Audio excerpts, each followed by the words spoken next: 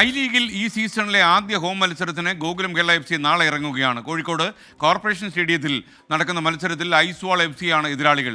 സീസണിലെ ആദ്യ home match ആവേശമാക്കാൻ ഒരുങ്ങുകയാണ് കോഴിക്കോട്ടെ ഫുട്ബോൾ ആരാധകർ. ആദ്യ കിക്കിൽ തുടങ്ങി അവസാന വിസിൽ വരെ ഹൃദയമിടിപ്പിന്റെ 90 മിനിറ്റുകൾ. നെഞ്ചിലടിക്കും രോമാഞ്ചത്തിന്റെ പേര് ഒരേ ഒരു ഫുട്ബോൾ.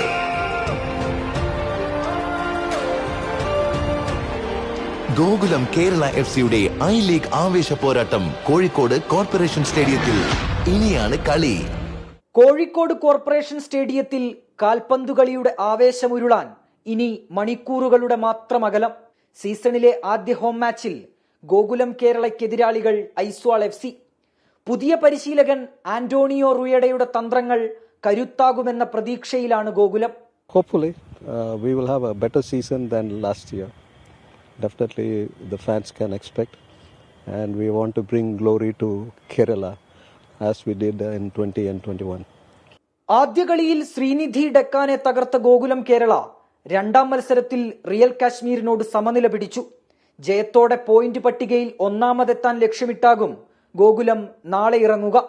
അടിമുടി മാറ്റങ്ങളുമായി ഇറങ്ങിയ സീസണിൽ ആദ്യ ഹോം മത്സരത്തിന് തയ്യാറെടുക്കുകയാണ് ഗോകുലം കേരള FC. നാളെ കോഴിക്കോട് കോർപ്പറേഷൻ സ്റ്റേഡിയത്തിലാണ് പോരാട്ടം.